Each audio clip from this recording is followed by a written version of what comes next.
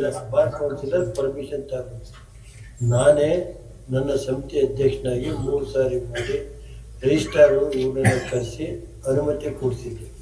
ಇವ್ರೇನು ಮಾಡಿದ್ರೆ ಅಡಿಷನ್ ಆಗಿ ವಿತೌಟ್ ಪರ್ಮಿಷನ್ ಇದ್ದರೆ ಅಡಿಷನ್ ಇದೇ ಇಲ್ಲ, ಅಡ್ಮಿಷನ್ ಮಾಡಿದ ಹಿಂದೆ ಅದನ್ನ ಮತ್ತೆ ದೇವರು ಕುಮಾರರು ಸೇರಿ ಅದನ್ನ ಮಾಡ್ತಾ ಇದ್ದಾರೆ.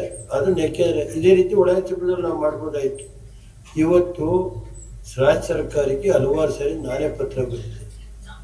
ಲಾ ಕಾಲೇಜ್ ಇರ್ಬೋದು, ಇದು ಈ ಕಾಲೇಜ್ಗಳು ಇವತ್ತು ಲೆಕ್ಚರರ್ಸ್ ಇಲ್ಲ. ಇವತ್ತು ಪಾರ್ಟ್ ಟೈಮ್ ಲೆಕ್ಚರರ್ಸ್ ಕುಮಾರಸ್ವಾಮಿಯವರು 250 ಕಾಲೇಜ್ ಕೊಟ್ಟು 4800 ಜನ ಟೀಚರ್ಸ್ ವಿತ್ ಇದು ಮತ್ತೆ ಬಿಲ್ಡಿಂಗ್ಗಳೆಲ್ಲ ಕೊಟ್ಟು ವರ್ಕ್ ಮಾಡಿದ್ರು. 1000 ಹೈಸ್ಕೂಲ್ ಇರ್ಬೋದು, PU ಕಾಲೇಜ್ 2000 ಚಿಲ್ಲರೆ ಲೆಕ್ಚರರ್ಸ್ ಕೊಟ್ಟರು ಸರ್. ಅವತ್ತು ಎಜುಕೇಷನ್ಗೆ ಇವತ್ತೇನಾಗಿದೆ ಅಂದರೆ, ಇವತ್ತು ಈ ಸರ್ಕಾರ ಎಜುಕೇಷನ್ಗೆ ಮೂಲಭೂತ ಸೌಕರ್ಯ ಕೊಡೋದ್ರಲ್ಲಿ ಸಂಪೂರ್ಣ ಪ್ರಾಥಮಿಕ ಅಂತ ಇರ್ಬೋದು, ಹೈಯರ್ ಎಜುಕೇಷನ್ ಇರ್ಬೋದು, ಕುಮಾರಸ್ವಾಮಿಯವರು ಒಂದು ಕ್ರಾಂತಿ 50 ತಾಲೂಕು ಕೇಂದ್ರದಲ್ಲಿ ಫಸ್ಟ್ ಗ್ರೇಡ್ ಕಾಲೇಜ್ ಇರಲಿಲ್ಲ, 48 ತಾಲೂಕು ಕೇಂದ್ರದಲ್ಲಿ PU ಕಾಲೇಜ್ ಇರಲಿಲ್ಲ, 4 ಜಿಲ್ಲಾ ಕೇಂದ್ರದಲ್ಲಿ ಫಸ್ಟ್ ಗ್ರೇಡ್ ಕಾಲೇಜ್ ಇರಲಿಲ್ಲ. ಬೆಂಗಳೂರಿಗೆ 8 ಕಾಲೇಜ್ ಕೊಟ್ಟರು, ಮೈಸೂರಿಗೆ 4 ಕಾಲೇಜು.